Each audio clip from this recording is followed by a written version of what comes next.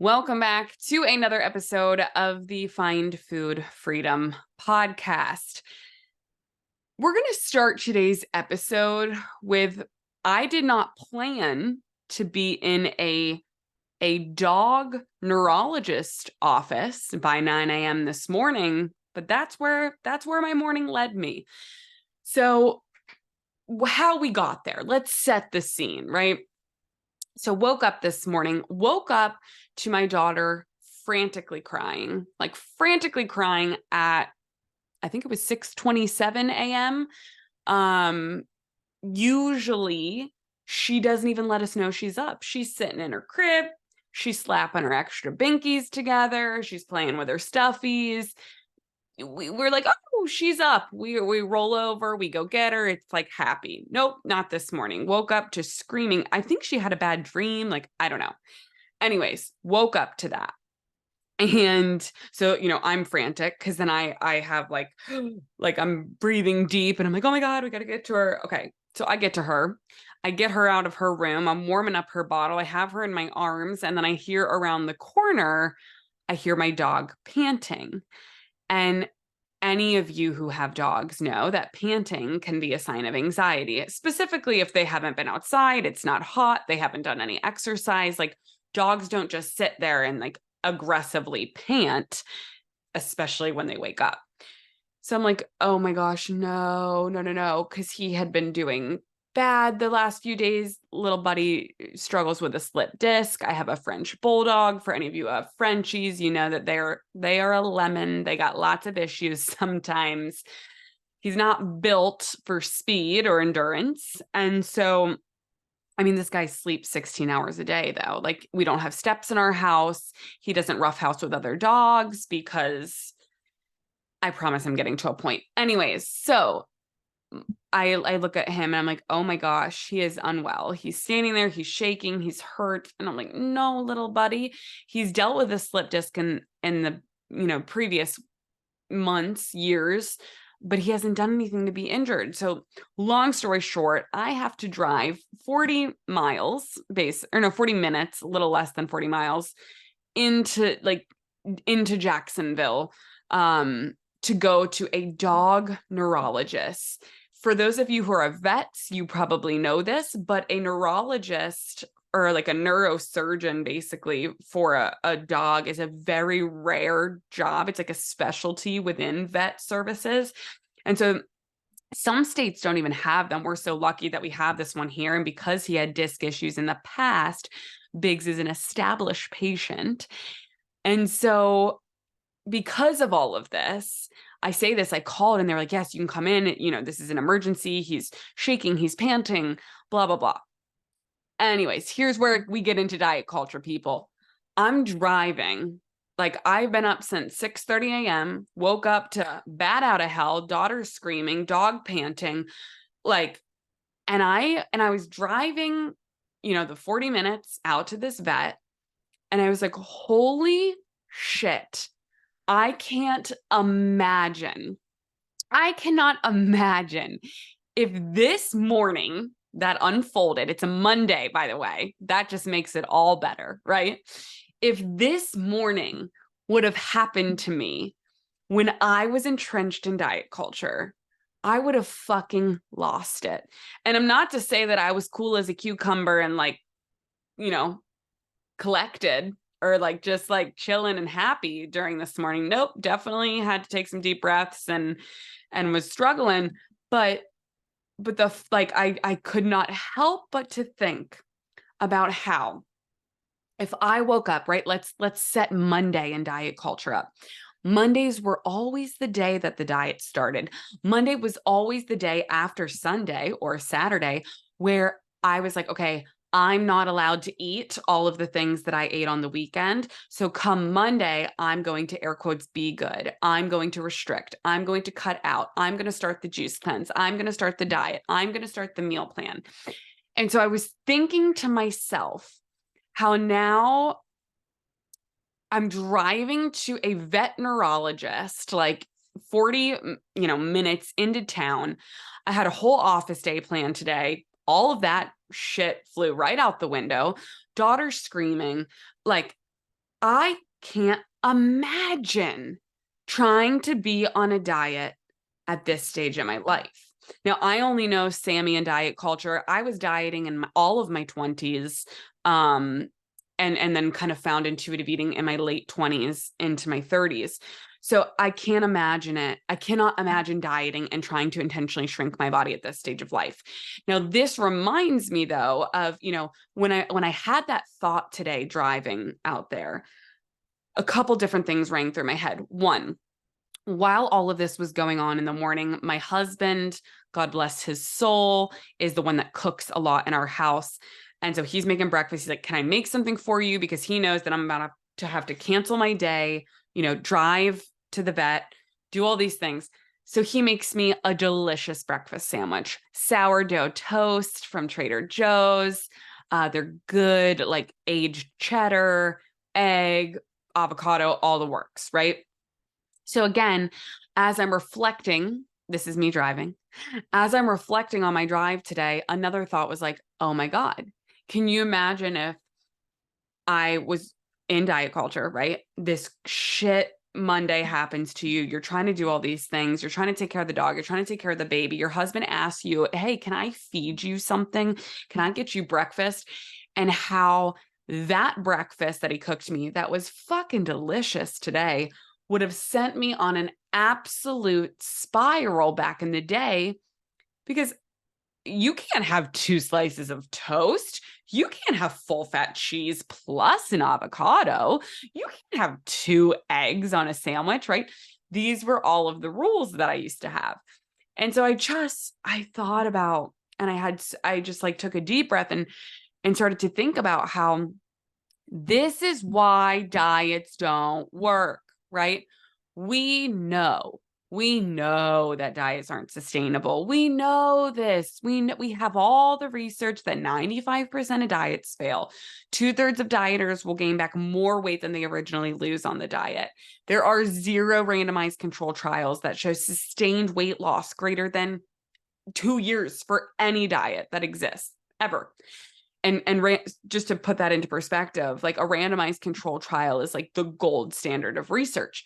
So we know that diets don't work, yet dieting and diet culture and diets are like the one industry that we believe that we are the failure instead of the product, right? So the product fails, the diet fails, and then we look at ourselves and we're like, I'm such a failure. I can't believe I didn't, uphold whatever the diet was telling me to do. I'm such a bad person. Like, how couldn't I do this? And it's like, no, the diet industry failed. You did not fail. This is not sustainable. And I should find this and give it to our editors of the podcast when this goes live. We'll see if I do.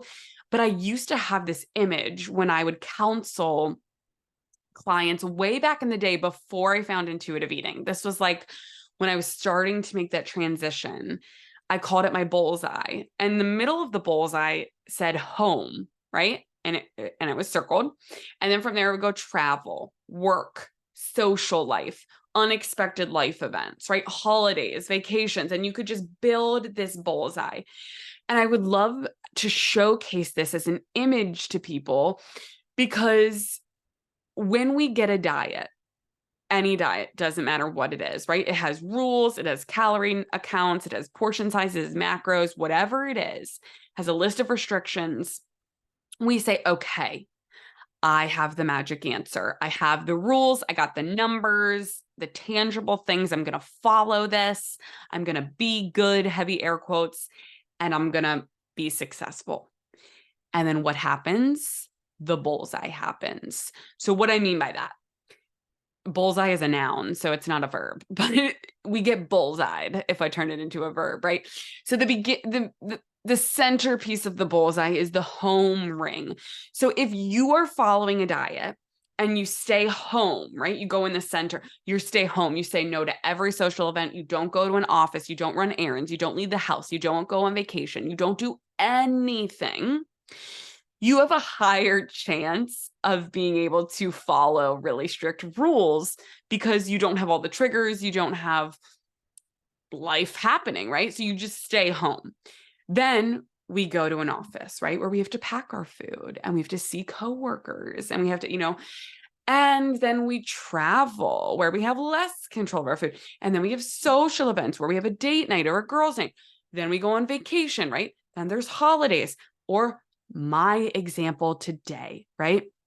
My unexpected life event. See, I told you I was gonna pull it all together. My unexpected life event today of waking up like a bat out of hell to my daughter screaming from a nightmare.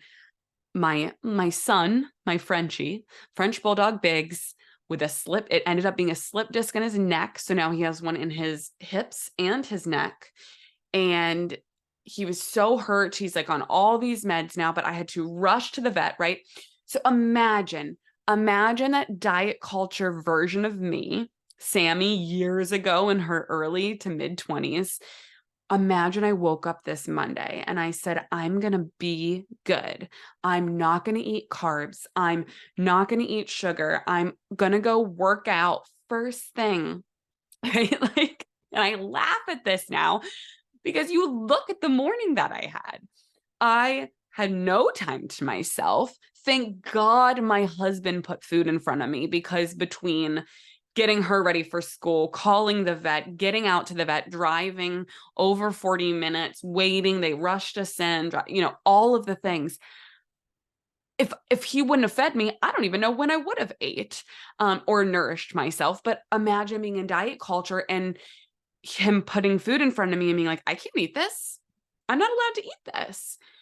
And so, which is so funny because that version of me in diet culture would have ate carbs all weekend long. I binged. That was like my thing. I would binge on the weekends and then, or holidays, right? Or vacations or social events. And then come Monday, I wasn't allowed any of it. And so the bullseye analogy that I'm pulling out today, this is why dieting doesn't work, because it's not sustainable. You are not a hermit that just stays home. You have a life. Life was made for so much more than trying to intentionally shrink your body and follow some bogus rules or macro count or portion size or calorie count. Are you allowed to want to genuinely improve your health or eat nutrient dense foods or move your body in ways that you enjoy? Yes. Heck yes. But that doesn't mean that you need to be following strict rules, strict restrictions, and living your life in this way that is so not sustainable. So then whenever you can't do it, right, you feel like the failure. And then that creates a lot of guilt or shame. And then that creates a whole nother spiral of like, okay, fuck it. I'm not going to do it today, but I'll start it tomorrow, right? Diet starts tomorrow. And so this today, when I think about fine food freedom and everything that we stand for, I've been trying to do this more and more, is find these little moments in life that are just crazy, like today, right? Or beautiful, like maybe a really beautiful story, so something different than this morning, where then I can't help but like go back in time. I don't know what that noise was. That was me going back in time and thinking about how the diet culture version of me would have acted in that scenario, because of the anxiety I would have felt, because of the obsession with eating healthy food or calorie restricting or binging, or like the obsession about my body. I wouldn't have been able, like that would have made this morning so much worse because it was already terrible. My dog had to get rushed to the emergency vet. My daughter was crying, right? Like all these things were happening.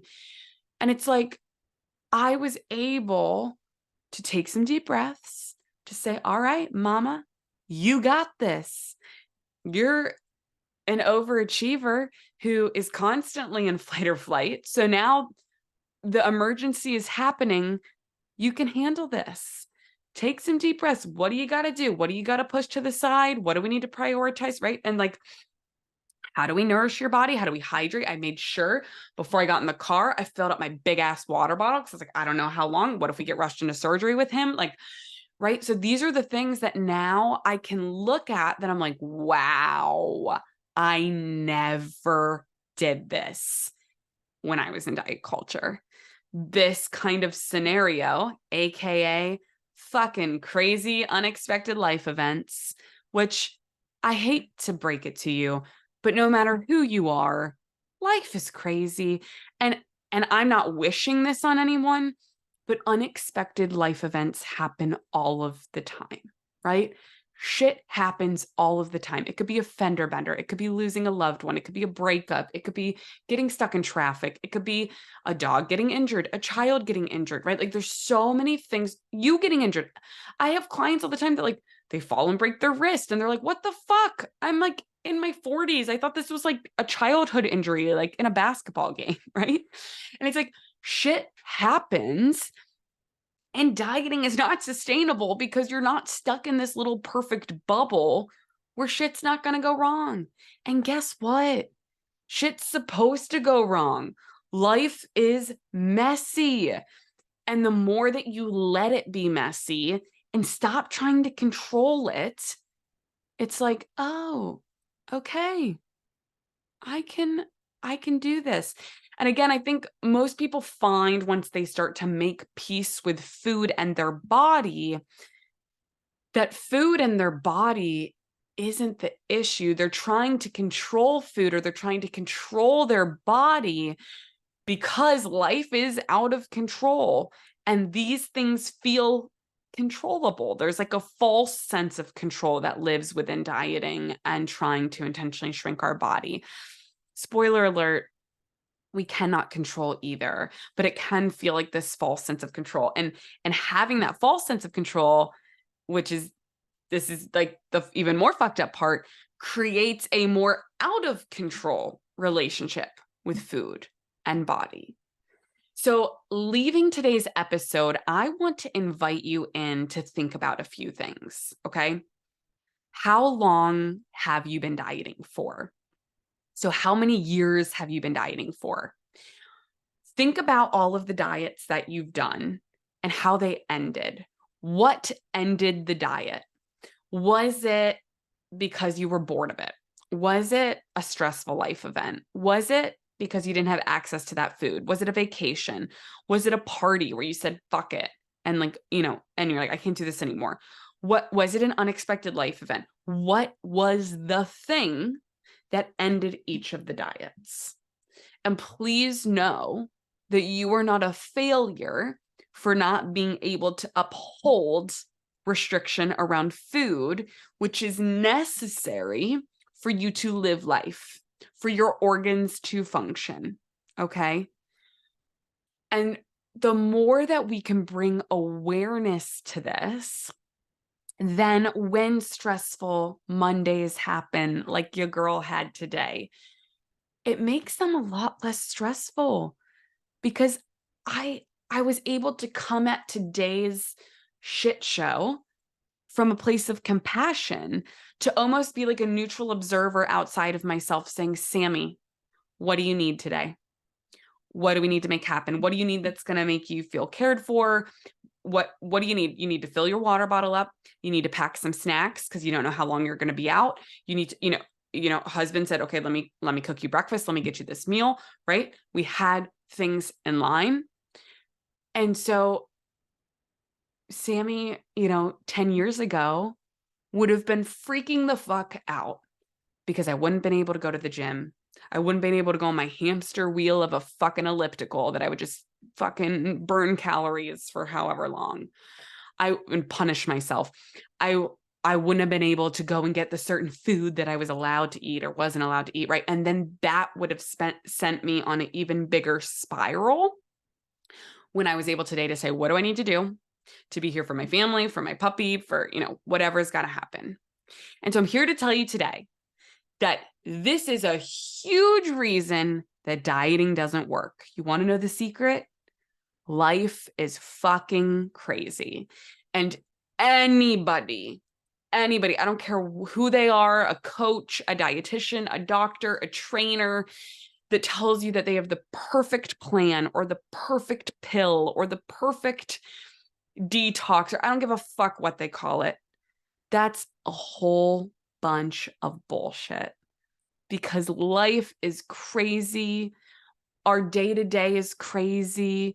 Our environments are different. Our access to food is different. Our socioeconomic status is different.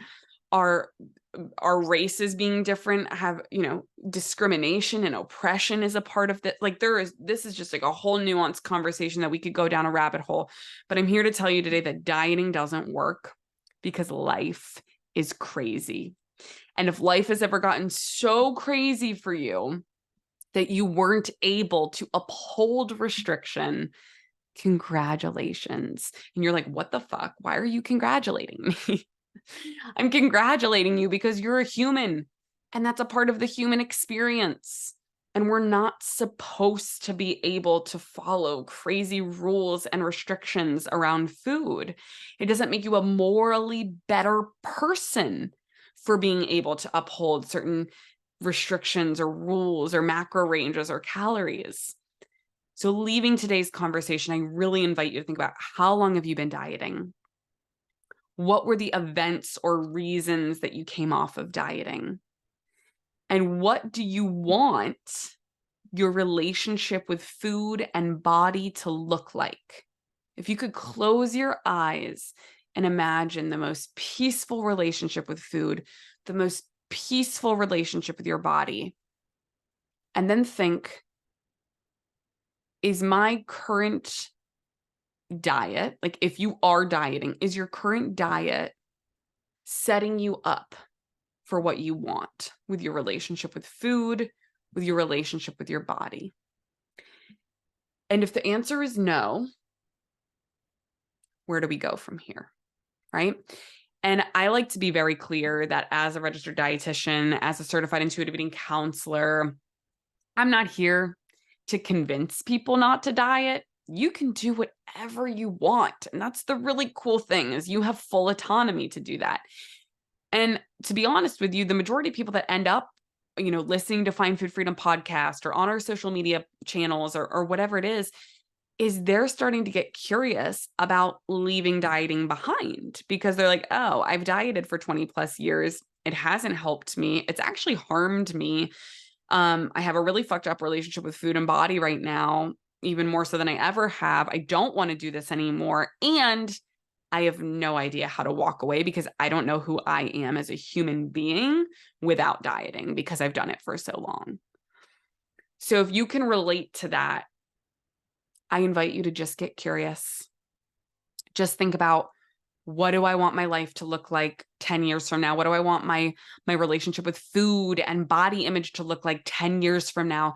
And if you don't want to be dieting anymore, you don't want to be obsessed with food, you don't want to be obsessed with shrinking your body, then what makes us think that dieting and continuing to diet is going to get us what we want?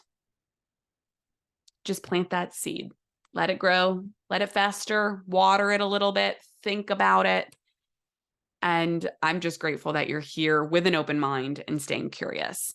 So if you're someone who's like, okay, you've got me thinking today, I have some thinking to do, I want to learn more, you can head over to findfoodfreedomresources.com. Again, that's findfoodfreedomresources.com. And over there, you're going to see all things Find Food Freedom.